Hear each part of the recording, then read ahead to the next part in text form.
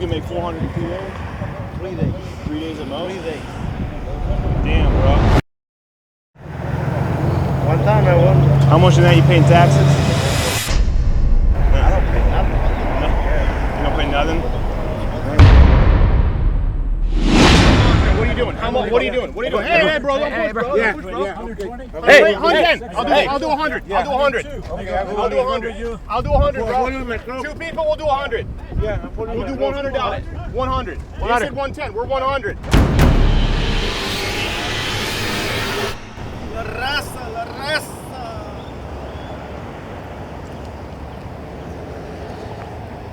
What's La Raza? What does that mean, La Raza?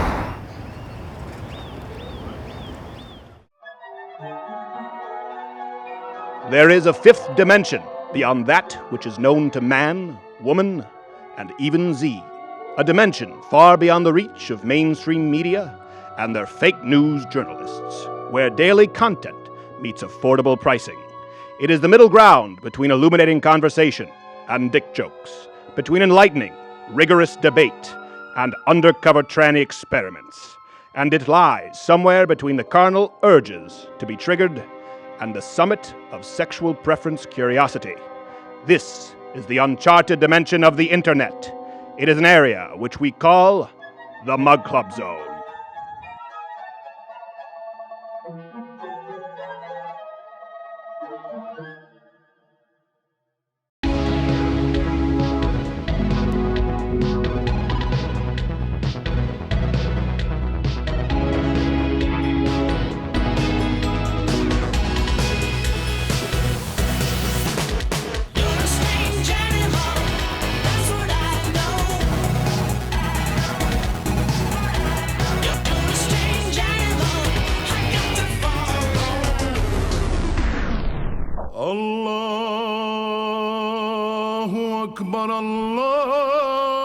It's the final week of June, which marks Louder with Crowder's second annual Cultural Appropriation Month. We finish out the month by taking you this week to the nondescript, if benign, culture of Sweden. Shmorgy burgy rapey Muhammad Bargy. I do not like this at all, but this is the last week of Cultural Appropriation Month. How do you think this was going to end? Producing with me in video studio, as always, is Jared, who is not gay. Follow him on Twitter at NotGayJared. Me at S. Crowder with your thoughts, your questions, your comments. I fulfill my legal obligations. Share your own conclusions. We good? We good. And at G. Morgan Jr. is here, simplifiedwine.com. What's the wine of the day today? Farniente Sounds really gay. Horrible I accent can't as drink well. it. Sounds Irish. That I wasn't don't know an why accent Irish at all. people That was just wear me. burqas. Hey, so in case you didn't know, Sweden is the rape capital of the West. Interesting. capital This of is the where we learn West. to appreciate new cultures. Cultural Appropriation Congratulations, Month. sweet. Oh, that's a bad thing. So we're always being authentic here at Louder. Yeah. Yeah. Uh-huh. Get yours. We're going to get letters. But that's very we're accurate with cultures at Louder. Swedes don't write letters. That's Come so on. much worse than I realized. Hey, we have great guests on today. We do. Sally Cohn's going to be thrilled. We have James O'Keefe on, of course, in the news with Nice. all of his videos dropping, more videos to drop. We have Sargon of Akkad on, of course, Sargon. Yeah. in the news because of Anita Sarkeesian and all of that controversy over there at VidCon. And we have Sally Cohn on. Because she hasn't been on in a while. And listen, Yeah. I know people, whenever people say, why would you have someone on it? Well, because she disagrees with us. And she actually comes on the show and we have pretty good conversations. Dissenting opinion? And No it's way. always fun to watch us have to explain a costume to Sally It's true. and see if she actually stays. So the three of them on next week, we will be off. We are not going to be doing the Daily Show. We do, however, have a super video coming up next week where we actually went to steal some illegal immigrants' jobs. See what they, well, not steal. We just offered to do it at a slightly lower price. I think you'll be surprised by what you find, but no Daily Show. We'll have some short videos going up next week. Our first week off in a long time. A long time. Yeah, Probably enjoy it. forever, some may say. For me, years. It's good, yeah. For me, it's been about 3 years, and it's my my 30th birthday, so I'm happy. Hey. We'll be talking about a lot in the news, talking about Donald Trump. We'll be talking about the other news and other such news. And other such topics Very in news informative. And is what we will things to discuss, consider. as it were. Okay. Speaking of Sweden, rape capital of the West, we've talked about this, and Sweden has just increased their number of no-go zones. So police presented the report identifying 61 areas. Why are you laughing? It's These are ridiculous. people's That's why. lives. No, shut up. Come on. It's ridiculous. 23 are considered vulnerable. That's from 53 to 61. That's a lot. Which puts Nate Silver's 2019 prediction at a 72% chance. of unsolicited sodomy. So there's that. Oh, gosh. Sweden, you've earned this. Speaking of which, Bill Cosby was about to go on a segue. sexual assault tour. Now, when we first read this story, I thought he already did that for saying, like what? 30 years. Hold on, what is he doing?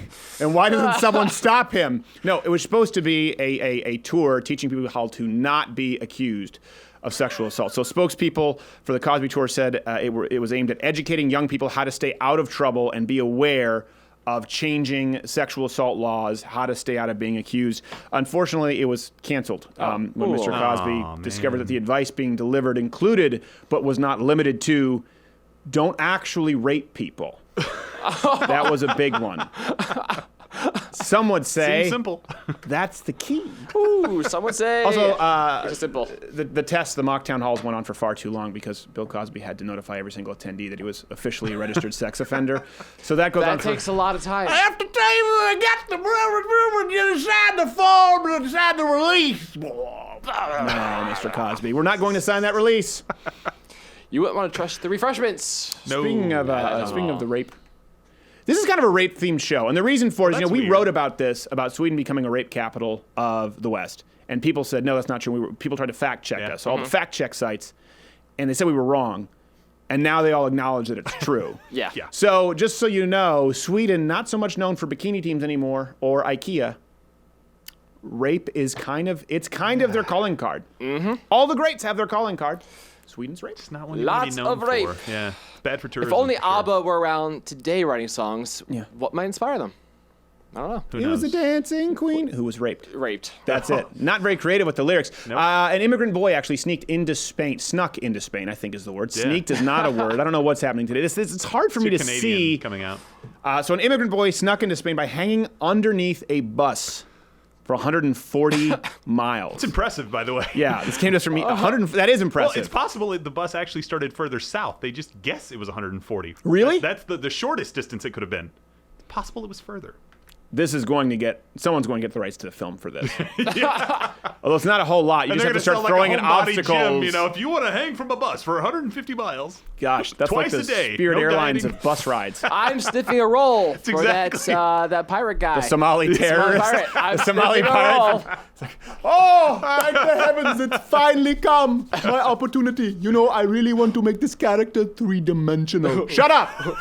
Maybe a rom-com for me sometime? No, just pirates. Okay, and am I getting union scale? We're paying you in shortbread, and you'll like it. Oh, yes. When asked for comment, the boy from Morocco said that he was elated to have finally arrived in Spain, of course, but then was super pissed when he realized he could have just taken a raft. So that would have made it a whole lot easier. A lot more fun.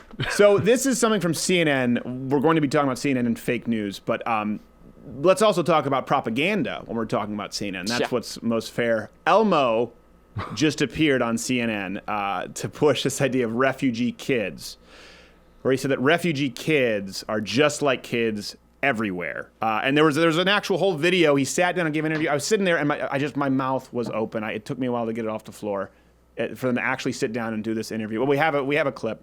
Elmo, can I just start by asking you, because I know you went to visit a refugee camp in Jordan, right? Yeah. February? Yeah. What was it like? It was a total shithole, but Elmo and Michelle needed fully armed security just to leave the compound. A lot of new friends, and did you find that the Syrian little girls and little boys were a lot like your friends here in America? Well, most were military-age men, and they were very angry and violent, always yelling about jihad to America. And they loved Elmo. They loved meeting Elmo. Yeah, they raped the shit out of me. Oh, Elmo, when will you get it right? The puppeteer gets it wrong. Now you get it wrong. Furry little guy. You have a really bad track record, Elmo. I'm starting to lose faith. He's only 3. And He's only 3. How the hell does this happen? then I don't even know how they got the sex offender charges. He's 3. How Wouldn't are that have we- been hilarious if that were his legal defense, the puppeteer? Yeah, and of course we should take away public broadcast service monies. A 3-year-old. Yeah. This is what happens. It's Sesame just, Street's owned by HBO. Come on. that's right, it is not it? Yeah. Yeah, well, good thing They we're can not do funding that HBO. now they'll just really plummet. Yeah, he's going to make a cameo on Game of Thrones. It's just going to be his head on a he just spike. did, actually. Yeah, he just did. That's pretty much what ties in with the refugees. So, let me just rapid fire this for you. We're going to be talking about more news with the newsmakers here next, but we had a few stories we were thinking about discussing today.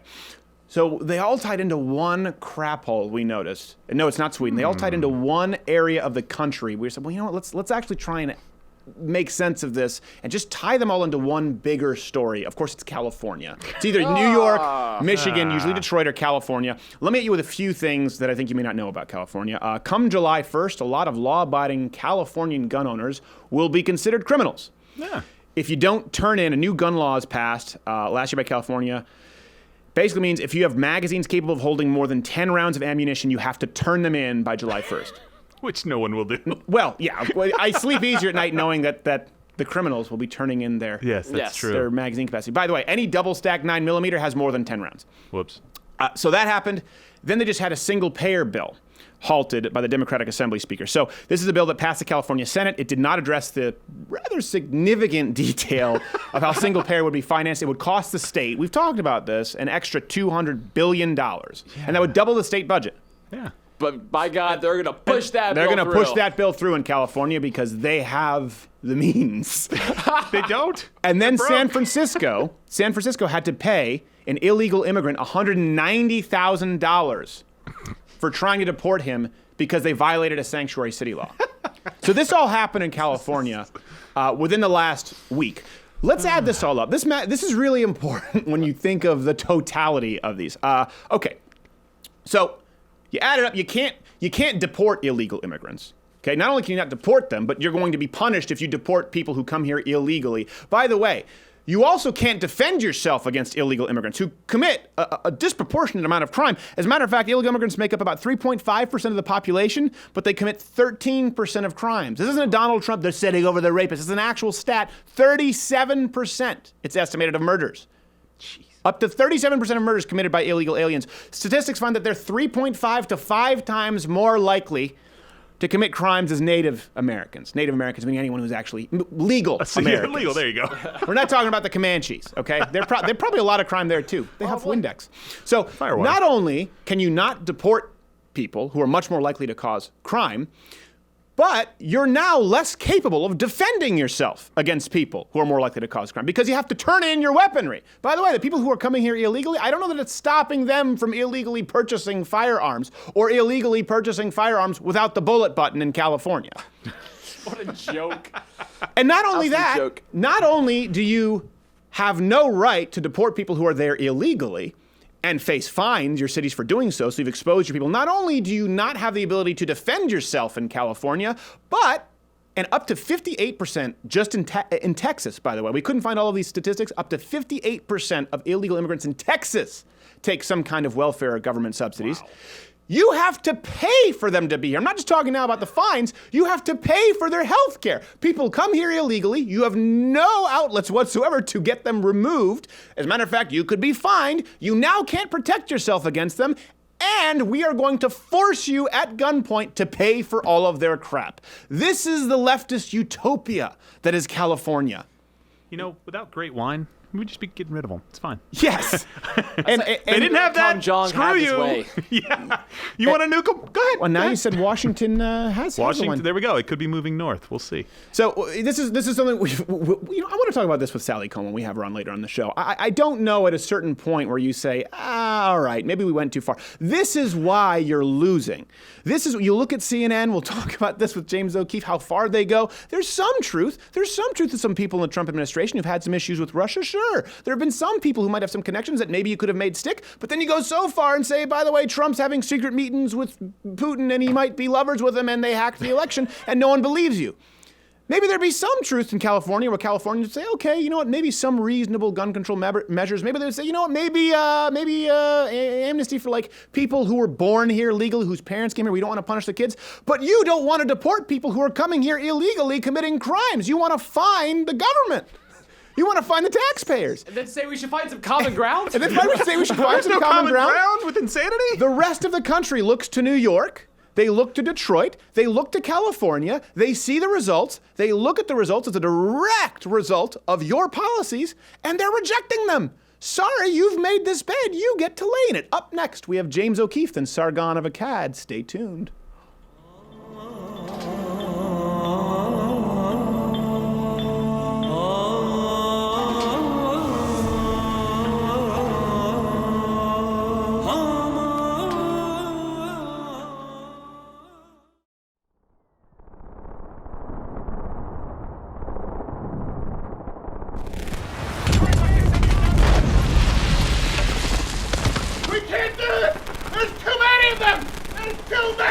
That's just what the mainstream media wants you to think.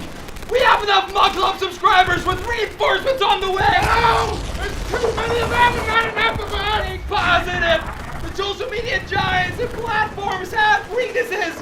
Like that bunker over there. Does not let us still standing guard. Yeah! He's drunk off his ass! See what I mean? We can do this.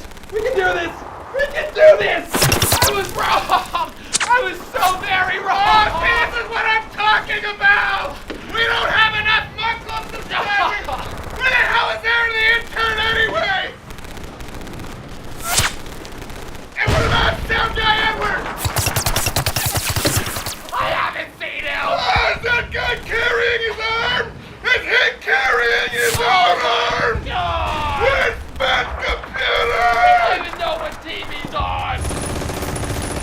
That limey crowd bastard! What about Hopper? What about Hopper? Oh my God. Oh my God, Heavenly This is Father. what I'm saying! Oh my God. We need more Mug Club subscribers! We need more Mug Club subscribers! No shit.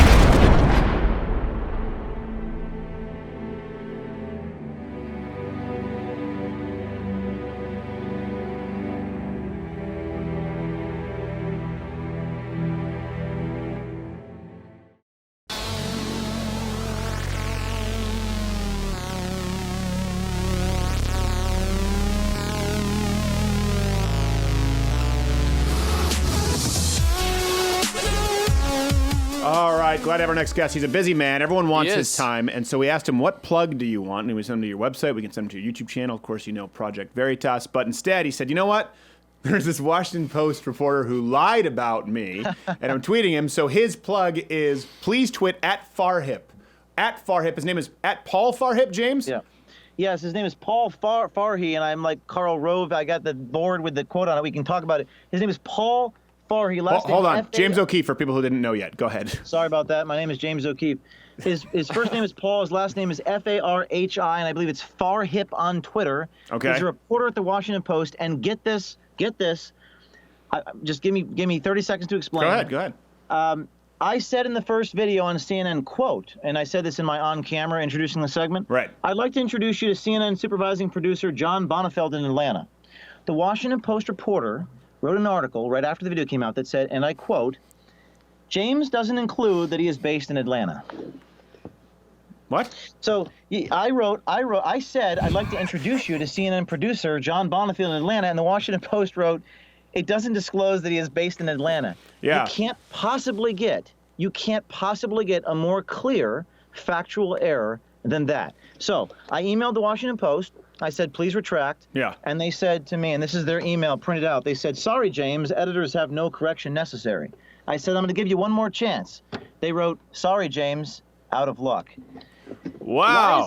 Why is this so important? Well, listen, I mean, this is kind of a minor deal, but the Washington Post is caught, and I'm going to get a retraction. So I just figured I'd get a retraction so I could frame the retraction as yet another example of fake news. Yes, exactly. Hey, remember when fake news was a term actually created by the left to accuse all alternative right-wing media of being? That's why it was created. That didn't work out well for them. No, it didn't really work out very well. Worked out well though for Facebook and the YouTube trending feed with Seth Meyers. I remember Seth Meyers. He was like, "This is fake news. All this right-wing media." Then he said, "It's time to retire fake news." No. You don't get to. We're gonna appropriate that. Yes, we are going to appropriate it. Okay, this is important. Let me show the audience, for people who haven't seen it. We have a couple of clips of these videos that you've dropped, and you just dropped another one with Zucker. Not Gay Jared. Here, show the clip real quick so people know how he's been disrupting the world. Then why is CNN constantly like Russia this, Russia that? Because it's ratings. Because it's ratings? Our ratings are incredible right now. But honestly, you think the whole Russia shit is just like bullshit? Could be bullshit. I mean, it's mostly bullshit right now. Like, we don't have any big giant proof. What do you think's going to happen this week? I mean, with the whole Russia thing. The Russia thing is just a big nothing burger. Really? You don't think that? There's nothing there you can do. So, okay. First thing, is everyone at CNN gay? That's the first I probably shouldn't get myself in trouble. But you've already I don't- showed up to the program, so it's beyond the realm of saving. Yes, he does call it. He says of the journalism ethics, he says that's adorable. That's adorable. And he uses the adjective adorable to describe people who would believe that CNN is about journalism. He says that's an adorable notion. It's an absurd notion. By the way, he says great ratings. Very subjective term here. Really, CNN. They've just been in the crapper for so long, and now media is fragmented. Fox News has worse ratings than they did, and CNN's ratings are slightly better, so it's kind of done a little bit of this, but all of cable news is going away here within the next half a decade, as we've talked about, as we know it anyway. So I know you just released your confrontation with Zucker. Mm-hmm. I know you have another video coming out tomorrow. For people who don't know, this is just, it's been blowing up everywhere, specifically the narrative of Russia, right? This is the thing CNN ran on. So for them to say there's nothing here is huge. People may disagree with you. That is monumental, especially after they ran with a story that we knew was fake, like BuzzFeed and what was it, BuzzFeed and CNN, the peeing the prostitute one? Oh, yeah. For everyone that you know is untrue, there's 20 more that you don't necessarily hear about. That's right. That's right. And that's exactly right. I mean, this is the analogy I use is we're taking the beating heart of the mainstream and the boom, boom, boom, boom, and we're actually ripping it out of their body. This is an existential threat. What we're doing, what this whole American Pravda series is a threat to their monopoly on information, because they don't trust you with information. They want to shove narratives down your throat. And as you said, Stephen, if one of them is on tape, how many other people? And by the way, let me just say this about John Bonifield in the first video. I don't think he's the villain. I don't think he's a bad guy. He seems like kind of the way you or I would behave if we were at the corporation. I just think he's sort of naked in his honesty, and he's just sort of telling the truth about the culture of the company. If anyone's the villain, it's the CEO. Yeah. Jeff Zucker, who actually creates the company culture that says, stop doing investigative reporting and start focusing on this crap story that we know isn't true. Right, yeah, and they've run with that for a long time. Now, to be fair, this doesn't mean that nothing about Russia is true. It means right now that the Trump investigation going after Trump. Now, it doesn't mean that people like Paul Manafort, there haven't been some other ties. What they try to do is take some issues that are true and tie a thread. Therefore, Trump colluded with Russia for the, to win the election, to steal the election, to use their term. Let me ask you this. Obviously, critics say you edited this out of context. Why are you just showing the montages? Why aren't you releasing the full clips? You know, I'd be remiss if I didn't ask. That's what your critics will say. Of course. No, I'm happy that you did ask. There's so much to say, but they use the word selectively edited. At this point, it's just become a joke. I mean, first of all, they say a lot of things about me. I mean, I actually printed out for your show a couple of these. They use bizarre obfuscation. I want to talk about something the Washington Post wrote about me. He said, and you know, we're reporters, we're journalists. We present our material. We get in front of a camera and say, okay, guys, here's what happened. And he goes, O'Keefe, and I'm going to quote this, who appears on the video as a kind of master of ceremonies. Well, what is that about? I mean, every anchor and host read off teleprompters. I'm presenting the material for an audience, but I'm a master of ceremony. So they use a sort of language like selectively edited. All journalism is edited in a selective nature. Of course. In fact, most journalism don't even show you their sources. They use anonymous sources, so you can't even see what the people are even saying. Hold on, I have to call you on that. That's not most journalism. That's just CNN. That's just the New York Times and CNN and Washington Post. Oh, okay. Yeah, and Huffington Post. It's always funny. I get you have to protect. You understand this. You have to protect your sources. We understand that sometimes, especially if it's an issue that would relate to someone's personal security. But you can't only use anonymous sources for every bombshell. You have to use them occasionally, because every time you do so, you rely upon the reputation of your network. Right. So if all you're doing is just drawing upon a credibility bank, you're not depositing any credibility into that bank. Can you imagine if Veritas, hey, Stephen, I got a story. Yeah. An anonymous source told me that a bunch of Acorn employees told them that they were starting brothels of child prostitution. And you'd say, you're full of it, O'Keefe. I want to see the proof. Show me the videotape. We need to ask the New York Times and the Washington Post to show us some, not all, of their sources. Yeah, and that's true. And it does happen somewhat on the right. I think it has become the rule for the left, not the exception. There are some sites on the right where they do that, and it aggravates me as well. I'm like, listen, you can't just only rely on anonymous sources all the time. Listen, we've always talked about this. We've broken some news, which kind of in it. I mean, we didn't expect to get an interview with Wendy Davis dressed up as a tranny, but it happened, so we have to run with it. But we always, as entertainers, have tried to be as transparent as possible, listing our sources and actual URLs as entertainers, just because we don't want people to say that we're lying as entertainers, whereas sometimes jokes are lies. Okay, let me ask you this. You have another video at the time of this show. Can you tease for us? What is this going to be? Is it going to be a bigger bombshell, lesser bombshell? I think it's, everyone's different. I think it's probably stronger than the Van Jones clip. Yeah. It's similar to the Bonifield clip, but you know how we don't go to different locations? Right. I'll say this one's in New York. This one's out of the New York location, whereas Oh, Bonifield come was in on. Atlanta. There needs to be more than that. Well, I mean, I'll scoop myself, but it's hard for me to scoop it. Gosh. I mean, it's someone in the New York location who's describing the extreme bias and some of the really bad elements of their productions and how they're done. I think it's very strong. I think, listen, Bonifield was a non-villain who is telling the truth about the culture of the company as directed by the CEO. Yeah. Van Jones is a star who is contradicting himself, public and private. In public, he says Russia's everything. In private, he says it's a nothing burger. Yeah. Tomorrow, you're going to see a different element of the series. Two things. First off, that could describe anybody in New York, so you didn't scoop anything on yourself. That could describe anyone in a CNN at the Turner Broadcast Building in New York. By the way, actually, we have one of the senior editors from Turner, who's a conservative, who now works on this show. So there are some Louder with Crowder stickers hidden in the building there. Maybe you'll find them next time you go in. By the way, Stephen, isn't your audience bigger than CNN now? I mean, don't you? I mean, I don't know what your numbers are, but they overall, have like 1.3 million viewers at max. I mean, don't you have more reach than they do? Yeah. Well, here's the thing: we have way more overall reach. It's hard to compare. Like, for example, we went to advertisers. I know you don't have a ton of time, but this is actually something when we went to advertisers for sponsorships. Now we have a lot of people come in and offer sponsorships, but I hate to say it, it's like we're not selling gold. You know what I mean? Like we don't want to do the self-lubricating pocket catheters. We have a much younger audience. So we've been very, very selective. And we have a few big sponsorships we've been working with who really reached out to the show. Well, we didn't really know because we haven't sold a ton of sponsorships. We've just, run our own kind of ads for Mug Club in our merch store. So we went to someone who cuts all the ad sheets for like Rush Limbaugh and does a lot of the buys. And he explained to us these numbers here are the rolling quarterly average, meaning this amount of people could be tuning in potentially every quarter hour.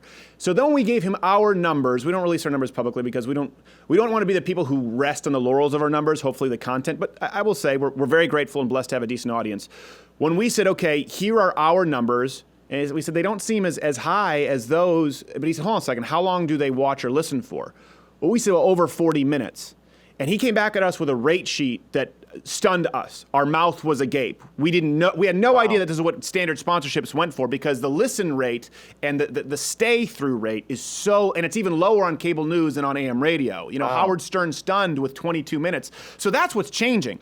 Let's say 250,000 people are on one show online or 500,000 people. It's the equivalent to 3, 4, 5 times the amount of people who incidentally flip through cable news. And that's a big thing with you. If you're getting 1 million people watching one of these clips, that's 1 million people watching all the way through, not 1 million people seeing 10 seconds of Don Lemon drunk off his ass. And the conversation we're having right now is far more in depth than anything you'd even see on television because they do everything in like little itty bitty fractional increments. So there's the substantive part of it. But I'm just going to make the argument, not knowing the analytics, but you guys and your audience are already more powerful in my estimation than CNN. I mean, your share talked about. So I think it's no longer like David versus Goliath. People say, oh, you're going after Goliath. In many ways, I think like we are the Goliath. Yeah. I still think, though, that these networks have so much influence over Republicans and politicians, and they shame them, and they target. It's not how many people, but it's who is listening to them right now. That's it. Yeah. And unfortunately, a lot of not only liberals, we expect them,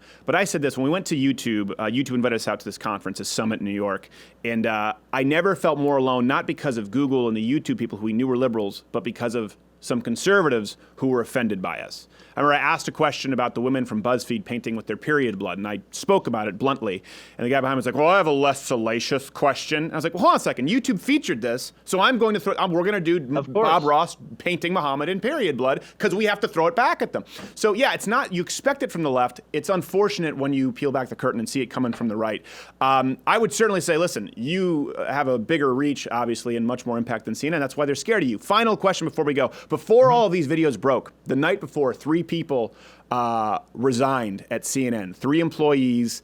One Was that you when you were seeing that story? Were you thinking they know?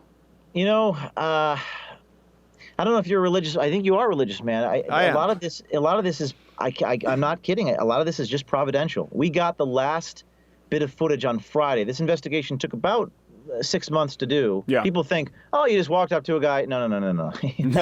Undercover work is extremely complex. You have to build relationships. You have to get them to draw them out. We got the last bit of footage Friday in an elevator, Friday night, and I was planning on doing other things. And then I saw that happen. I pulled an all-nighter. We put the material together. We changed our strategy. And sometimes these things it's destiny. Sometimes these things just come together. Well, there you go. And I will say it's hard. We have an undercover video coming up, not breaking news, but we went to where illegal immigrants get picked up in the back of trucks. And Nake Jared and I went in there and actually offered to do their jobs for slightly less. And hilarity ensues. They were very furious when, by the way, you'll be shocked at the amount these people make. The idea that these people are taking jobs Americans wouldn't do for wages they wouldn't take, it is far greater than even the Fight for 15 demands these people, and it's tax-free, and not a big fan of white people coming in just wanting to earn a living, so it doesn't take as long, but it is still really, really hard, and that's why I have a tremendous amount of appreciation for what you do. Where's the best place for people to watch it as you drip, drop these, James O'Keefe? I would just say ProjectVeritas.com. That's ProjectVeritas.com. Project Veritas, and of course, tweet at FarHip. Yes, please tweet at Paul Fari. That's F-A-R-H-I, and ask him to retract the article where he got a glaring factual inaccuracy. Absolutely, will do. James O'Keefe, thank you very much. Go do all your other interviews. We'll be back. Sargon. See you later. Down that way.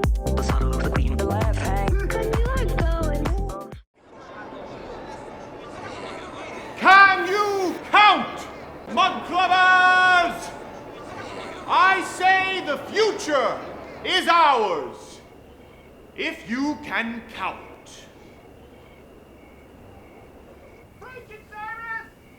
Now look what we have before us. We have Louder with Crowder, right next to Mark Levin. On YouTube, we have Not Gay Jerry, right next to Stefan Molyneux. On today's show alone, you have James O'Keefe, right next to Sargon of Akkad. And nobody is trolling nobody. And that is a miracle.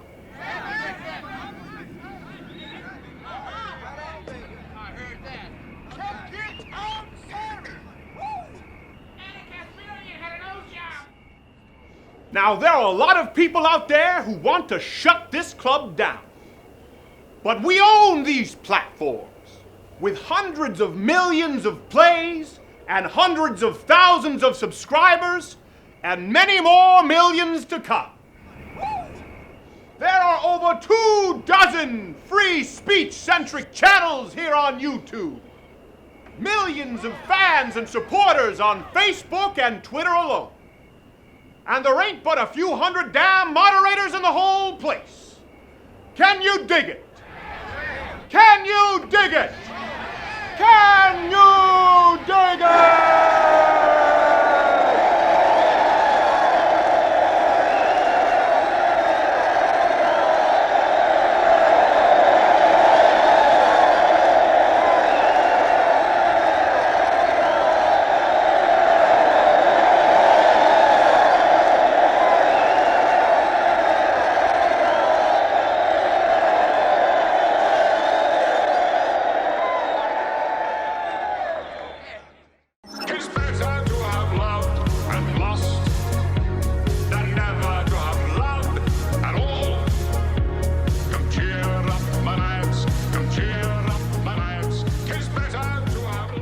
All right, we're back. Glad to have our next guest. I'm going to tell you this.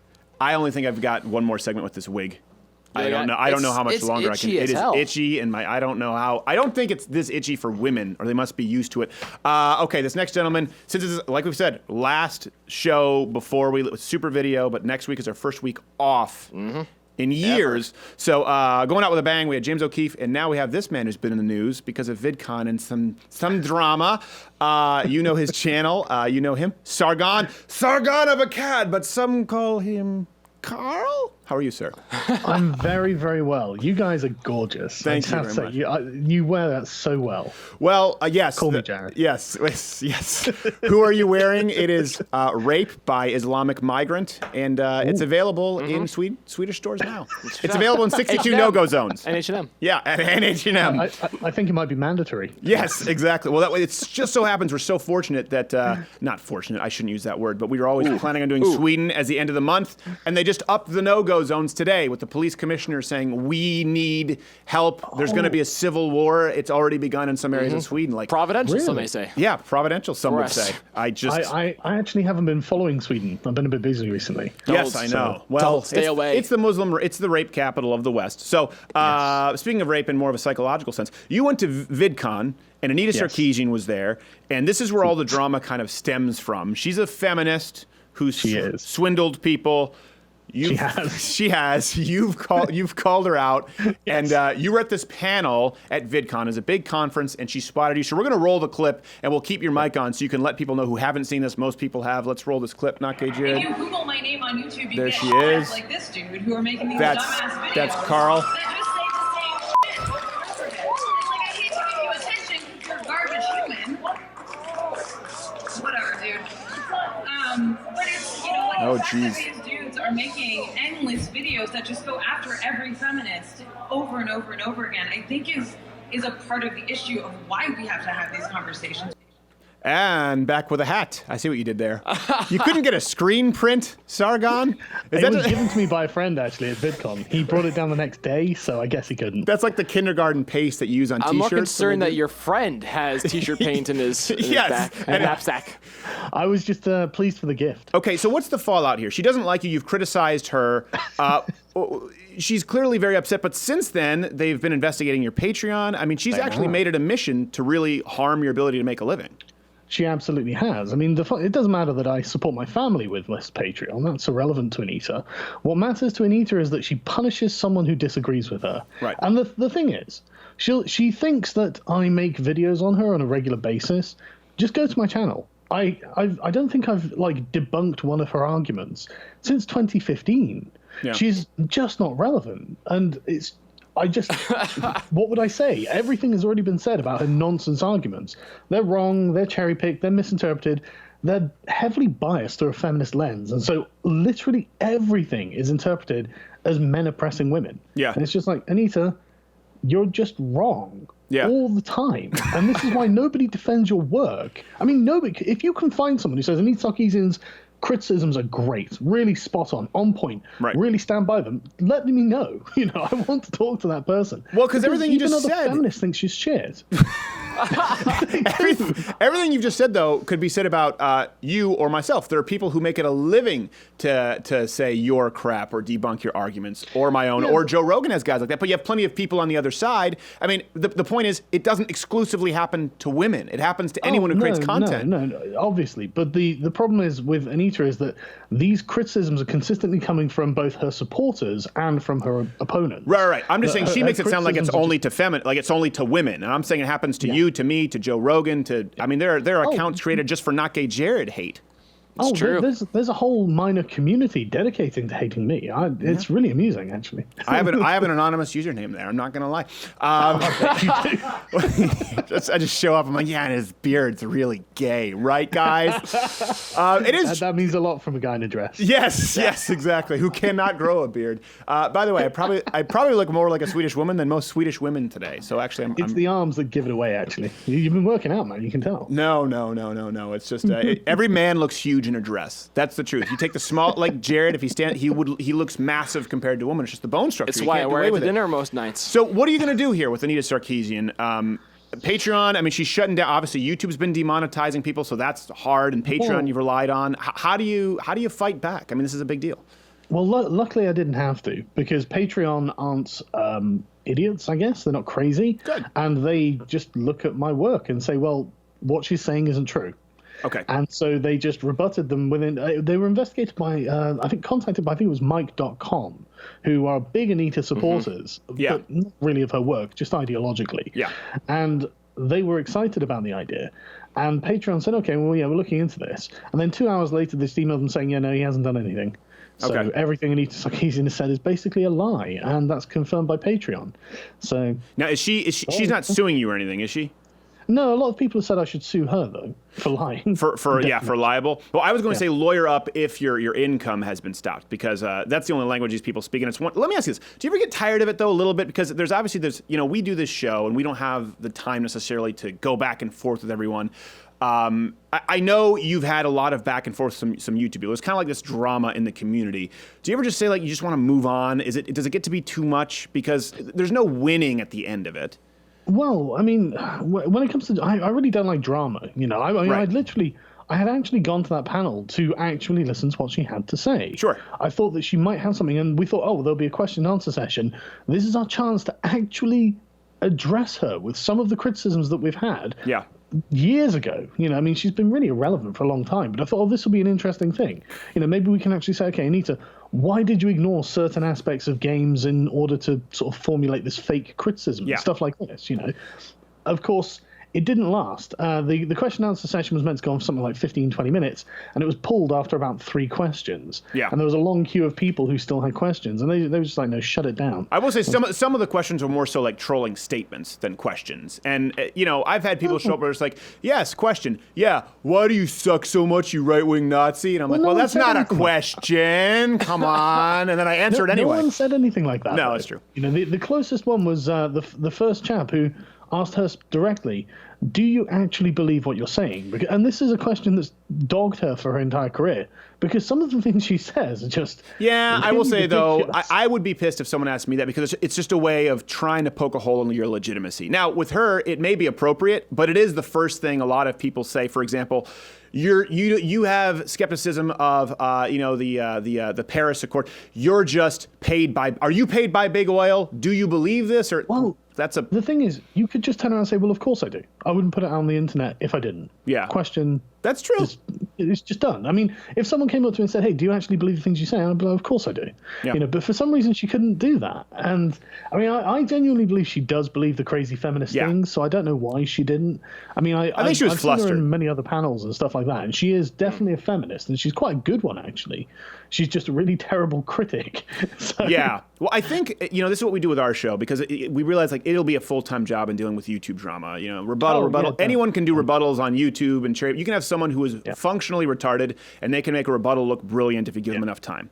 So what we do is if we put something out and there's a legitimate critique or there's something that we think is really a problem, we say, okay, come on the show, we'll talk about it. And if they don't come on live, we move on. Because you can't go back and forth with video rebuttal. At some point, it's got to occur live.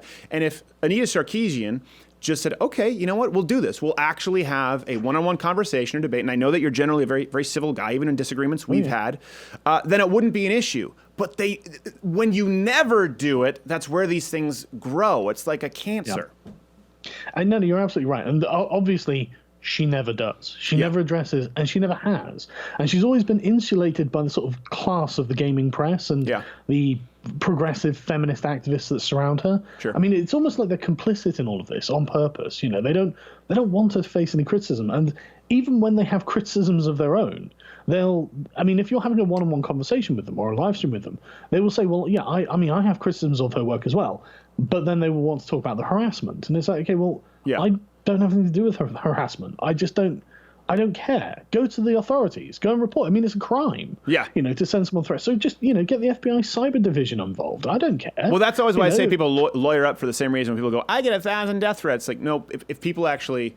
We've actually worked with the FBI because of the actual threats that we've dealt with. And so it's one thing you go, you talk about it on social media, let your audience know, and then take actual action. Otherwise, it's from like, okay, sometimes you're just using this for clicks or drama. Not you, but I've seen people do that. Because real threats you need to handle seriously, especially if you have a family, which I know you do. Absolutely. We have Sally Cohn coming on after this, a great example, someone I disagree with vehemently. But she always shows up, and we have a pretty civil discussion. Let me ask you this, because I was just talking with James O'Keefe about this right before you. It's not so much, she has no audience, but it's the fact, like you just mentioned Mike.com. It's not that they have an audience, it's who they have at their disposal. Wonkette, Mike.com, Gawker, MSN. There's this elitist, I think it's a good thing for us in the long run because there's more of a disconnect, but they do have a lot of people in the media who treat them as far more legitimate than any audience ever does. Oh yeah, I mean, I spoke to a journalist about this at VidCon, and he suggested that there may well be some sort of click farming going out where, and this was his description of it to me. You get clickbait websites. They'll have 20 shark attacks or something, and then you have an individual page for each picture that you're seeing, and so you have to click it 20 times, and so they count that as 20 different views on these pages. Right. And then apparently they sell the views to places like Mike.com, and I was just like, I mean, I don't know if Mike themselves do that, but it's a common industry practice. Yes. And I was just like, I mean, how can you sell a view on one page to another? It's insane. Well, this isn't new. This is just new online. But no, that's actually what happens with magazine subscriptions. When was the last time you subscribed to a magazine?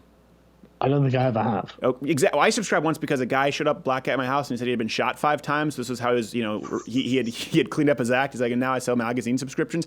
And I swear to you, I bought a filmmaking magazine and Reason magazine, and I never got it. So I was hustled. Yeah, I was hustled. Yeah. But this is true. And Greg Gutfeld talked about this because he was a head editor at Men's Health and FHM, I think, or Maxim. Mm-hmm. Magazines buy up subscriptions. They buy up each other's subscriptions. They buy up a bunch of subscriptions so they can sell ad space. Most of the subscriptions aren't real. Yeah, and Greg Gutfeld, who worked in this industry, talked about it. He's like, no. And think about this. If it makes perfect sense. GQ magazine, you will read one article that just bashes Republicans and praises Bernie, tax the rich, and then the very next page is what to wear to your yachting party. No one's going to read this, Yeah. See, I'm not part of the industry. I'm totally independent. I just started doing my YouTube channel because I wanted to talk about things. And suddenly I'm talking to people within the industry. Yeah. And so I'm learning about all these practices and thinking, well, no wonder I'm doing so well. No wonder you guys are failing so badly. Yes. Yeah. This shouldn't be happening. But given that you're so, I mean, I would consider that a real form of dishonesty or corruption. If you're, I mean, click farming is just like, you're not influencing people. You're not giving people the knowledge and the information they need. And I wouldn't want to be in that position because then you're just a fraud. Well, and then unfortunately, we've had people approach right-wing sites who've approached us about this. Like, you pay this amount, and we just said, we said no. Like, well, good luck. And they said, we're going to steal your content anyway. And they just copy-pasted our original columns and didn't even give a hat tip. So that's kind of, they make you an offer you can't refuse. Yeah. So there is fake news on the right with that, because we'll be posted right next to Hillary Clinton has polio and AIDS, and they'll be like, hey, that's our op-ed right underneath it, and no credit to Courtney or whoever wrote it. All right, we do have to get going. We want to have you back on for longer next time. I know you're making the rounds, just like James. Where's the best place for people to support you right now amid the feminist attack?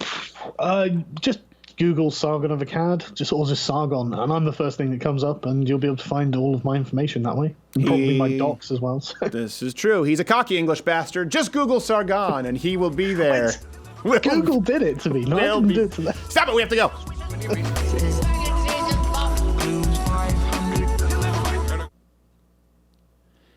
I just read this here during the break, Jared. The Daily Show co-creator Liz Winstead launches summer comedy tour for reproductive rights. Sounds like a barrel full of laughs. It wasn't in the show map. I'm just reading this now. So sorry if I missed that news from earlier today. Hey, thanks so much for being with us. Thanks so much for everybody thus far who has joined at louderwithcrowder.com/mugclub. That's $99 annually, $69 for students. Not only do you get access to the Daily Show, but you get this wonderful hand-etched, hand-painted mug. Girthy. And it's girthy and a high-quality item. We give a lot more content out on YouTube than ever before. But like we said, we're hoping to be remonetized, more monetized soon again. But we've seen a huge divot in there, just like you see with Sargon and people we've talked with. So Mug Club is ironically, the only thing that allows us to continue giving out free content, paying for that premium content, us doing the additional daily show. And what you see, by the way, you're not seeing the lion's share. We are doing a full 1 hour show every day. And of course, Not Gay Jared, Courtney, and Gerald have the Friday morning show, Morning Grinders. That's at louderwithcrowder.com/mugclub. $69 annually if you are a student. Keeps everyone here employed. That's about a dozen people now on the site and the show collectively. You get access to the whole CRTV lineup. And you know what? It's actually what allows us for the first time to go on vacation. Because we were always scrambling just for hold on, maybe I shouldn't say that because then people are not going. That's true. To join because they love us so much. They love us in misery. We give you, it's like the Prestige. We are giving you pieces of ourselves in little boxes every day. Can't we just get one day to ourselves? One day. louderwithcrowder.com/mugclub. Let's go.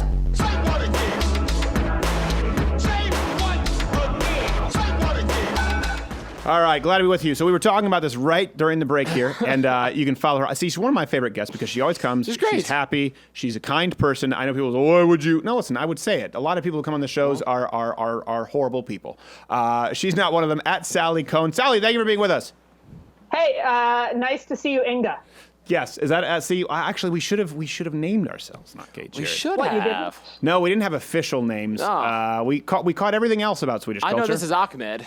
I mean, that's by Omar. the way, That's all. you know that I'm not. There was a slow reveal when we were talking initially because I saw the dress. I liked the dress. I liked the wig. Not so much the part behind. You know, I actually just came. I was just in Sweden as a American white lesbian woman. Yeah. Managed to not get attacked. Well, I'm genuinely glad for you. Week. I mean, but you keep pushing those stereotypes, man. That's good for you. No, I'm really, and you keep pushing that anecdotal evidence. I'm genuinely happy for you because I would not want anything bad to happen to you. Isn't anecdotal evidence? No, it's not. They just made they just added 8 new no-go zones to Sweden today. All right. To 61 no-go zones. I mean, that's crazy. Can you imagine no-go zones in your country? But here, this is a point you were talking about off here. We'll go back to that. All right. Because I don't want you to think we're. No. I don't like. I always. I mean, listen. You're you can pulling tell. that one. I had that one. Anyway, go on. No, Fine, we'll continue on that one, but we can go back to the rape statistic. No. But you were talking about you didn't like this, and I can understand. It's not for everybody. But you were talking about jokes and about comedy and your view on it. You think that I only like comedy if it's offensive. I would. No, well, go ahead. You go ahead and represent my views, and then I'll. Okay, no, go ahead. You said you seem to like jokes that offend somebody. You said. I feel like you. Well, I was phrasing it in the inverse. So in other words, believe it or not, would go out of my way not to offend people. Right. And I feel like I think you have a great sense of humor. I think this, Stephen. But I feel like you. A joke gets a bonus for you if it offends people. You like that part. Well, I can't say that that's wrong if it offends the right people. So in this case, if it offends terrorists in Sweden creating no-go zones, I can sleep with myself at night. I do think people say this. And this is something that I do think the left sometimes misses. They don't realize that they do say things that are far more hateful than a joke that's offensive. Whether it's saying like Republicans want to kill poor people with their health care bill. Both sides have rhetoric, and they don't realize you're insulting somebody. That is true, correct? Yeah. So but that being said, if you tune into Trevor Noah, you tune into any of these folks. Samantha Bee just talked about Paul Ryan masturbating to the thought of people losing health care. I think a blow-up terrorist doll is far less offensive. Okay, so meanwhile, I just want to, because whenever I hear about these no-go zones, and this is a very interesting, this choose-your-own-facts situation, but, so I'm not going to cite the New York Times, God forbid. No, you can cite New York Times. And, credible journalists, but I am going to go with Snopes. Yeah. Snopes is full of crap. And remember, I'm going to go with it came out before when they said no-go zones, and they were in France, and the mayor of Paris and the prime minister of France came out and said, nope, that's not true. That doesn't exist. Well, so I'm looking for a credible news source. Okay, go directly. Please, if you've got this one, is directly. You tell me what it is. The Swedish police commissioner. Okay. So I would say he's more legitimate than Snopes. He said, listen, we have it. I mean, I don't. We have it from earlier today. We never have sources already. I think Jared might have the source. Do you have it? We have it from earlier today. I don't know if it's the actual Swedish website. It is. Which we had to translate. Yeah, we can bring it up. I see it cited on Breitbart. I'm looking for on the Swedish website. I will go independently research it on my own. I'm not, Yeah. So this has been going on for a long. We've been following it for a long time. And yeah, it is true. He even said there's irreparable damage to the fabric here as far as we need to get to the, not talking about a race issue, but talking about we need to stay with the foundational. It actually says here on the Swedish radio website, the police do not use the term no-go zones. So I mean. It says it's a. Did you just translate the Swedish website we put up? Particularly vulnerable. No, it's in English. Is this from Snopes? This from radio. Is this from Snopes? Okay, well, Snopes is often wrong. Here, do we, it would be nice if we trafficked in fact and Sally, here's the thing. Sally, this is what's fine. not. This is what's. Hold on, let me finish. Sally, let me finish. This isn't right for you to do that. When you say that, when you say let's deal with facts, when you say things or leftists say things, I think I've seen you say things like this. You can correct me if wrong. That Republicans don't care about the poor losing health insurance. When you say what you just said, that is an affront. That's deliberately designed to be offensive to people you disagree with. You're just offended. Your offense tends to be different. It's a blow-up doll with a beard. That is a valid critique. Did you just kiss him? No, I just pointed to him because he can't see him that well unless I do this. Okay, cool. And the problem is that the chair, it moves with me. I'm fine with that. So I can't. There you go. And he's happy. He's having a good time. No, listen, hey, that's a valid point. And I have to say, this is, listen, I mean, fair point, right? We all have we have become so polarized that what's truly philosophically and morally interesting to me is that we all seem to agree on the where the lines are of inappropriateness. We just disagree about who's on which side of those lines, and that does worry me. So, I mean, we could talk about that more, but I don't think there is a line in humor. I would say this: the only thing that I would say with humor that really gets people mad is if you relentlessly attack the defenseless. So, really attack, I know people get really up in arms if it's a politician's child who didn't enter into the fray. I don't do that. Or if you're really attacking someone specifically who's mentally disabled. But outside of that, I don't really believe that there is a line in comedy. I just believe that there's a line for each person, what you like and what you don't like.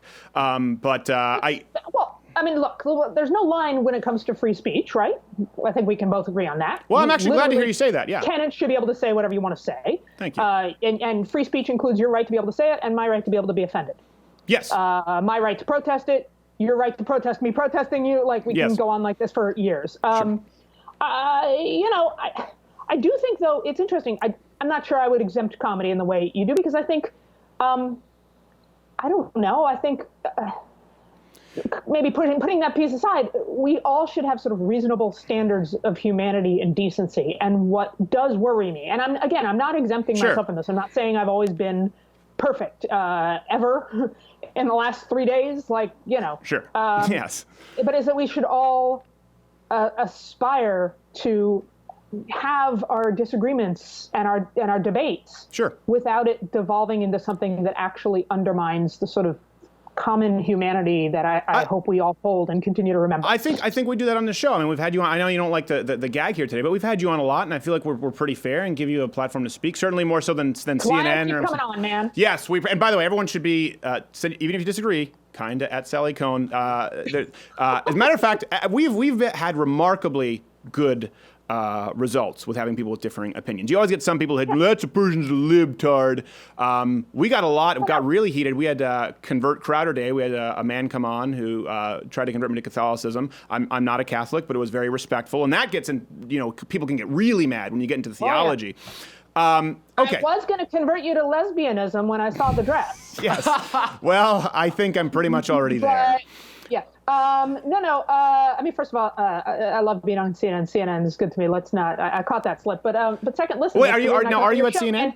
Yeah, I still am. And your people, by the way, are absolutely delightful. I wouldn't come back on if I didn't think your audience was, always open-minded. I honestly thought. Here's the thing. This is not a lie. I don't have cable. I thought for some reason you were with MSNBC. So.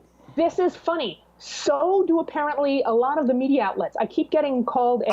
Okay, so then it's not just... That's probably how I found out. Second time this week, I think it was Town Hall this week, called me a liberal MSNBC anchor. So not only a different network, but I got a promotion. I'm not correcting them. Yes. That's okay. Yes. I'll take... Yeah. She is a liberal MSNBC anchor. Also, she has 21 kills in the war on terror. I'm like, okay, I'm not going to correct you. She rides around with a Harley just covered in skulls. Screw up with the paycheck too, please. Could that? Yes. Where's that mistake? Well, okay, anyway. so you are at CNN. Hey, can I go back before I forget? Happy birthday. Thank you very much. I appreciate that. Yeah, thank you for reminding me that age is inevitable. I am a little disturbed that you're 20 years younger than I am. But I thought we were sort of contemporaries. It's fine. We are. Right. We're pretty much contemporaries. I mean, but we're both youngins. I won't make those 30 under 30 lists anymore. I won't make those 30 most influential under 30 lists, which, by the way, crock. Total crock. Okay, well, here, you talked about CNN. So you talk about dealing in facts. Listen, Snopes is incorrect, and I will tell you, because Snopes has been factually incorrect on claims that we've made. Okay, fine. Openly, especially with Cologne, Germany. So, because we do, listen, even, we've talked about this, even though we do a lot of comedy on the show, if we do make claims, we do actually try to source. Well, we always put the source up, and we do actually try to base those claims in some kind of reality. And we've seen from PolitiFact and Snopes, they've been less than honest sometimes. So speaking of this right now, you're talking about CNN. Right now, obviously, they're in a lot of hot water. People are talking about, the term fake news was created by the left to kind of toss at the right. Now it's been turned around, and now fake news, they're using a lot against the left. It's being tossed at CNN a whole lot. What is it like working at CNN right now? Is it chaotic? No? No, it's as sound and reputable as ever. Look, and I'm clear. I'm not gonna. I'm not. I'm gonna disagree with you there. I'm not gonna go. Lane too much. Wait, sorry. I said I'm not gonna go. I'm not gonna go with you there. I mean, listen. We know there's a bias at CNN. Everyone knows that. I just wish they were honest about it. I mean, okay. Can we let's do this? I'm happy to have a conversation with you about bias, the reality of bias, perception of bias. Why is it whenever I'm on with you, suddenly do you have a landline? I thought you said we were contemporaries. Do you have the keypad that's like the size 24 font? Services. I don't know. Literally, only when I'm talking to you. Okay. A landline. Yeah. Anyway. That's Zucker saying, "Don't go there. Don't go there." They want a donation. Yes. Undoubtedly. All right, so I'm happy to have a conversation with you. I'm going to stay out of the fray. I'm not going to sort of stick, Okay, I understand, because you work there. I don't want to put you with respect to CNN, obviously, yes. Right? Listen. I have to say, I've actually, sort of having done this for a while, as have you, I've been stunned, and this was true when I was at Fox News as well, by the way, of how people in the media's viewpoints are actually generally more in the middle than either perspective in the country. And that's very interesting to me for a whole host of reasons. And as a community organizer, I find that problematic, right? That media represents so much of the middle. But they really do. And when you talk behind the scenes to a lot of the anchors who you maybe think of as liberal and biased, they actually are pretty middle of the road. And you talk to a lot of the Fox News people who you may think is pretty conservative and right, they actually are more middle of the road. And so there's that piece. The other piece is, look, reporters are reporters, journalists are journalists, and this whole fake news attack by Trump, look, when the stories were wrong, the outlets said they were wrong. And in every other instance, which, by the way, is most of them, they were accurate. In fact, he ended up teaching them. Well, I mean, so tell me where that's off base. Okay, we got the false Comey report in June. I'm trying to think just off the top of my head. We have the false report from BuzzFeed and CNN about the pissing prostitutes on furniture.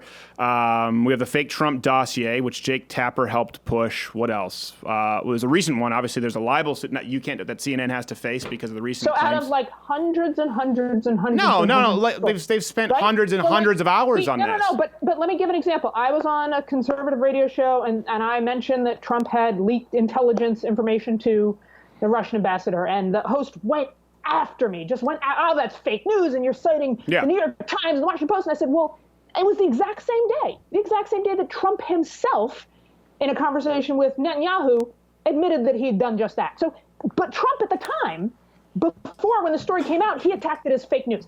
Fake news has become a euphemism for news I don't like. And it was created by the left for everyone who was on the right. Snopes did it with us, PolitiFact did it with us, and now we've jujitsu'd it, and the shoe is on the other foot. It would be nice if we could be talking about facts. I just think. Well, I just did talk about facts. I just gave you a list of examples. So let's go to facts in that statement that you just made. So you just said he admitted to Benjamin Netanyahu. What did Donald Trump admit?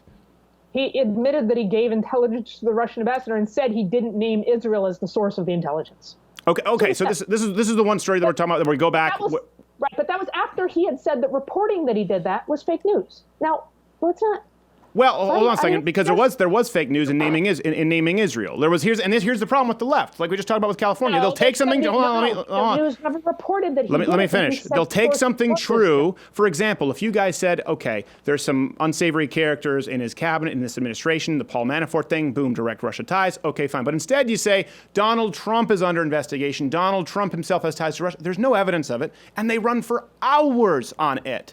Again, this is interesting because I feel like all I see is the media and these outlets, and really good journalists who are breaking their backs to get these stories in an environment of increasing, closing off access to the press, being so careful to not say that he is suspected of direct collusion. I have never seen the Times, the Washington Post, CNN ever say that. They have said that there is an investigation with respect to whether there was on the part of some of his campaign advisors, but like.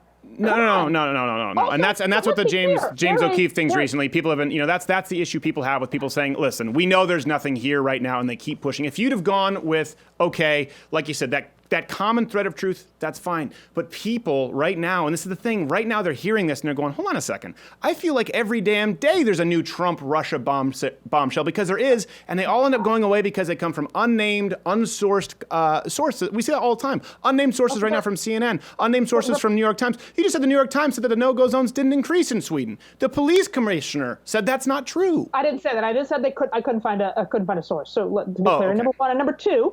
But there you go. That's what you see what I mean? Like it becomes I didn't say that. What was the New York Times source that you just read about on Sweden and rape? Because that was important. That was one. No, I was reading a Swedish radio. Before that you were reading New York Times. I said there wasn't one. I couldn't find one. No, what I said was I couldn't find a source. I couldn't find a link. Okay. Reporting. Before that, you read New York Times thing. I can't remember what it was. It was something to do with Sweden. Before the Swedish thing, you read something from the New York Times. I believe you, but I don't remember. Okay. I don't think it's. I don't think and Snopes. But go ahead. Let's replay the tape. I think it was Snopes. Okay. Republicans control Congress, both houses, and both houses are investigating not only whether there was any collusion, of which there is currently no consequential proof. Let's be clear, but also the fact that our hardworking intelligence agencies have definitively said Russia tried to interfere in our election. Even that, President Trump still says is fake news. Okay. Now, you're blaming the media? No. Here's the thing. If you just said that, you wouldn't have, the left wouldn't have lost so much credibility. You don't need the recent false Russiagate report. You don't need the false Comey report. You don't need the fake Russia dossier from Jake Tapper. That's why CNN's facing a $100 million libel suit. And that's why they'll likely get dinged on it. If you just said what you just said, that there is an investigation into the administration regarding ties to Russia, no one would care. But they've come down with such and all of these stories coming from unnamed sources. CNN with BuzzFeed. Pissing prostitute. Do you remember fake documents. Do you remember when Donald Trump said that it was because of an unnamed source that he could prove that Barack Obama wasn't president? And that was moronic. But he's not a reputable news source. Fake news and attacks on the president and blah. Oh, poor Donald Trump's being attacked. No, I didn't say any of that. He's held accountable. That's no, he's not. There's a difference between that and a lie. A good example we just had James. If you're going to hold me accountable for everything the left does, I get to hold you accountable for everything. I'm not holding you accountable. You said the left news, CNN, that they were reputable news sources, and I'm saying that they are not. And then I said I'm only going to speak for myself. Okay, well that's fair. But you did say the media in general. I'm saying the reason the Americans distrust. Again, let's kind of fill in blind spots. The reason that conservatives in the United States don't trust the media is because of fake dossiers, fake stories from unnamed sources. A good example, we just had James O'Keefe on the show. I know you probably don't like him, but he released his video, and he just showed us right now the document where he talked about the man, director, the first person in Atlanta, Georgia. The Washington Post released an article saying he fails to mention that this man was actually based in Atlanta, Georgia. He sent them an email saying, this is actually the original release. Will you issue a retraction? They said no. Washington Post. People want to tell us they're reputable. They're not. There's a reason people don't trust them anymore. That's all. I don't. Okay. You have Trump, who has documented lie after lie after lie after lie. Not mistakes, not reports that were inaccurate and retracted, not slips of the tongue, not error. We're talking deliberate, conscientious, repeated lies. Mm-hmm. But we're going to push all that to the side. Nope. We're talking lots and lots and lots. We're going to put all that to the side. No. And cherry pick, I think, what do you got? 5, 6 stories that, and even we could peel. I'm going off. If you want me to pull up my show maps, I can. I could give you more than you have in a lifetime. Just take.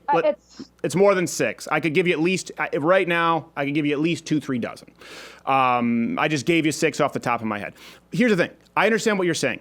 This Now, I am not in the choosing business of a... environment is disturbing. Here's the thing. The main reason that this matters, the main delineating factor is the left defends it as reputable news. They created the term fake news. Donald Trump, here's the deal. You might be right, but you're attributing motive there. There might be some slips of the tongue. There have certainly been instances where he's been woefully incorrect and misleading. And I talked about how I feel bad for his team when he sends them out there and they contradict each other and the misinformation. Yeah. I am not putting all of that aside, but that doesn't make it okay for mainstream news networks to simply be misleading and create and run with false stories without any substantiation. And that's why we have a problem trusting them. And I would really wish people got on them more than me for the ventriloquist dummy back here with the beard. Okay, so here's where we maybe can agree. I do hold mainstream media to a higher standard than you, Stephen. Thank you very much. That's all I ask. Number one. That's all I ever number wanted. 2, the difference is the president, when confronted with examples of his lies, his misstatements, maybe they were slips of the tongue, maybe they were accidents. Let's be generous. I'm willing to do that. They were accidents. Confronted, he then repeats them. He has no interest in representing the truth. The media outlets, I will say, and again, we could get into the weeds on each story, but the media outlets, when they make a mistake, they correct it. There's accountability. No. They fix the story. They fix the And stuff. that's the main issue. That's the main issue is where we disagree. I agree with you. You don't need to put either to the side. Neither is acceptable. But the media doesn't, and they haven't. Just now, we have the ability to call them on it. Someone with a cell phone video camera, someone who can do a little bit of digging online can say, oh, that's untrue, and here's videographic evidence, and they don't like it. So I wish that they kept themselves accountable. I really do, but I don't think they do. And I hate that people like me have to. I don't think this is... But we do have to get going, so I'll let you wrap it up. This isn't a matter of fact. This is about... Sorry, what do you want to say? I said we do have to get going, so I'll let you wrap it up. Oh, no, I was going to say, look, it's just stunning to me that, like, a couple edited videotapes by, a known misleading huckster like James O'Keefe, they serve your ideological agenda, so you're going to believe those. We've got dozens and dozens of unedited dashboard cams that clearly show a pattern, but, part of the country doesn't like the conclusions that those. I don't think you watched our. No. I think that we've been remarkably consistent. Hands Up, Don't Shoot was a lie. Philando Castile was a screw up, and we talked about that on the show. And so we wish the cop had better training. This was a screw up. We think that this is sad. This is not justice. You're talking. There's a pattern. You're talking 2 videos show a pattern in the media. Well, no, I don't think. There's no pattern of police. I don't think James O'Keefe has been misleading. I don't think James O'Keefe has been misleading. I think just saying it's selectively edited. That's what everyone said with Andrew Breitbart until all of a sudden he was the one who got Anthony Weiner to resign. They all said he lies, nothing's true, and then damn, Anthony Weiner came out and they said, okay, Andrew was right about that, but he's still probably wrong on everything else. I don't think it's misleading. Choose your own facts. And I think that choose your own facts to fit your just like there are no more no-go zones. At Sally Kohn. But I do love you, man. I do love you as well. Thank you very much for people who are listening. We'll be back to wrap this all up in a bow that is nicer than this. Nicer.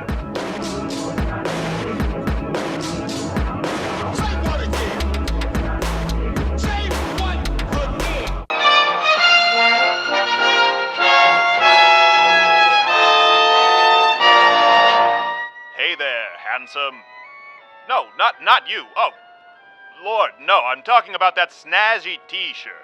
Looks like someone's been dropping some coin at louderwithcrowdershop.com. Now, come near, let the world see, don't be shy. There we go, that's what I'm talking about.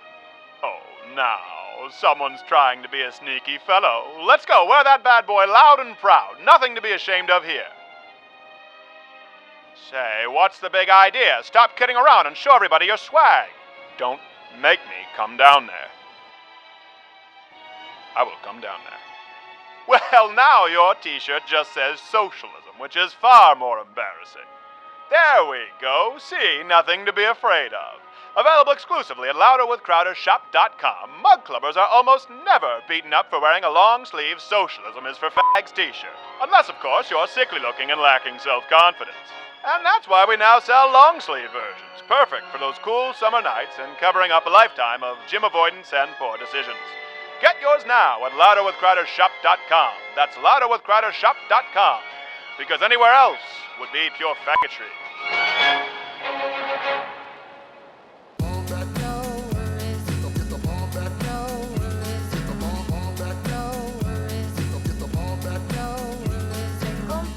All right, we are back. Did we jerry rig a string up so that we could just? Yes, we did. Yes, we did. You're welcome, said the Louder with Crowder gang. Why am I seeing you on my monitor? I don't want to see your stupid little punum. Thank you to Sally Cohn. Thanks, Sargon of Akkad, James O'Keefe, Sally Cohn.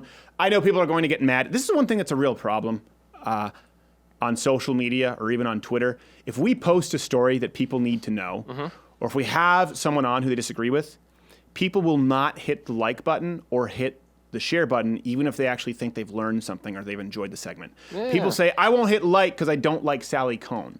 And that is something that is a real problem now, where people just, I only hit like to things I agree with. Oh, yeah, already. I only thumbs up things that, as a matter of fact, we'll have videos on topics where we are actually rebutting the topics or topics that we seriously disagree with.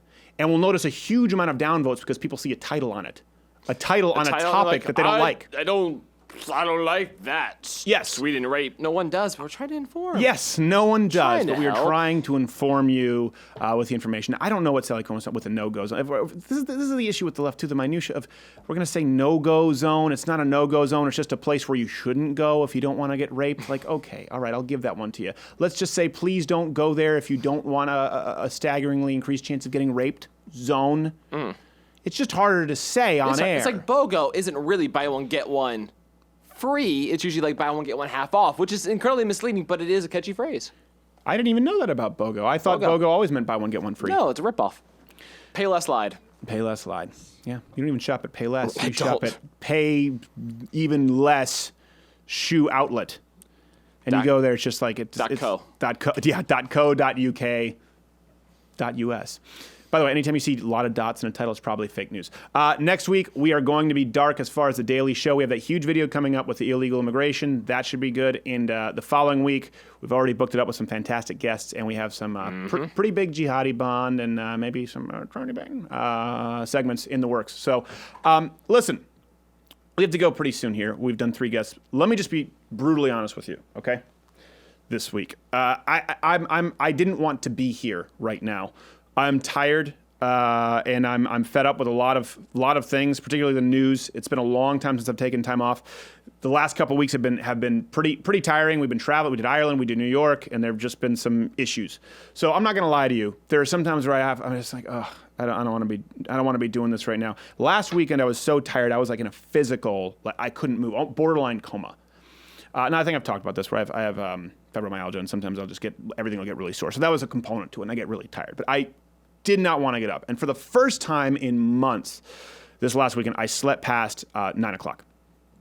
And I realized, so I kind of have a rule in the morning when I get up before work, is I don't do any writing on my phone in bed, period. I don't check news in bed. So in other words, if I want to get the day started, if I want to work, I have to get out of bed. So, and I also don't want to wake up my wife. That's the process. So that could be anywhere from 5 o'clock, 6 o'clock in the morning. I'm up, and then I go have my morning beverage, which starts my body moving, and read the news and get started on the website, loudwithcrowder.com, and then we come in and we do the pitch meeting. So there's kind of an order to the day. But I was so tired, and I didn't have to work on Saturday. That's kind of my day off. That I woke up at 7, went back to sleep, and then it was about 9:30. And I stayed in bed probably until about 11:30. My wife was gone, by the way, I should say, so I didn't have a whole lot to do. And I felt like crap.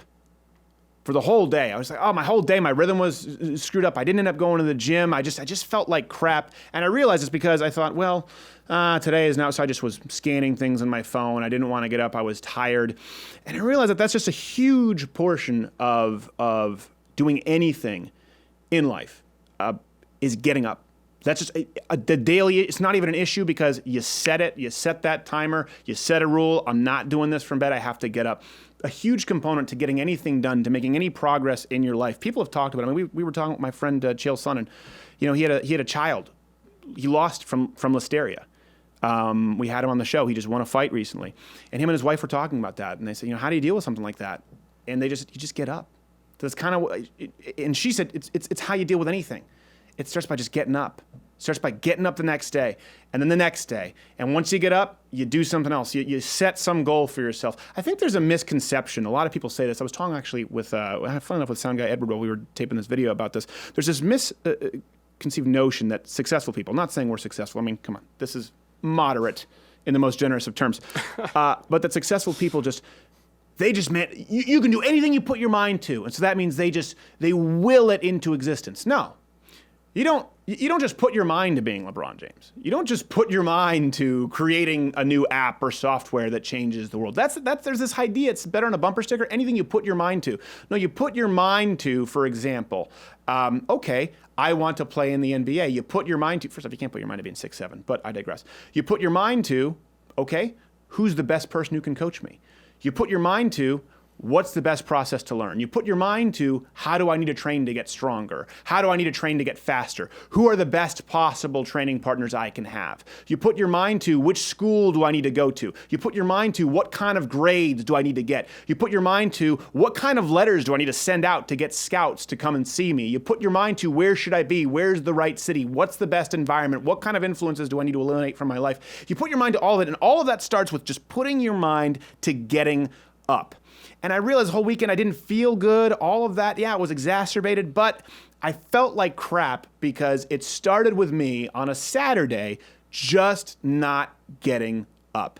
Usually I don't have a choice, but I did. And then that Sunday I got up early the next day and I had nothing to do. So, again, I digress. The next Sunday kind of sucked. I was up early for no apparent reason. I need to split the difference. But you put your mind to all of those things. There isn't just willing it and saying, oh man, you can do whatever you put your mind to. Just dream. Aim for the moon and you'll land in the stars, which is totally inaccurate. It should be, the moon is closer than the stars. That's not what it is. It's not a bumper sticker. It's putting your mind to each and every individual action that will lead you to accomplishing your goals. Successful people are able to accomplish, set reasonable goals and expectations and exceed them consistently. And it starts with, you'd be amazed, just not hitting that snooze button, getting up. Set it before you do something tomorrow. I often get emails about that saying, hey, I'm in college and I'm depressed because everyone's liberal. It starts with getting up. And I mean that both literally and figuratively. I mean, it starts with getting up early in the morning and figuratively. If you have a problem, if you feel as though you're an outsider at your school, if you're backsliding in whatever it is, your sport, your athletic endeavors, your faith, your relationships, you just got to get up. You got to find at some point, all right, I'm not going to let that happen. I'm getting up, I'm getting out of bed, and I'm doing something. That is the defining difference, I know for me, and whether I have a good day or a bad day, often a good week or a bad week. And I know as I look back on my life, that's often what it's been with any scenario, any area of my life where I feel somewhat completed, somewhat satisfied. Hope it helps you. If it doesn't, then there is no pleasing you. Next week, we're dark. I'm not here.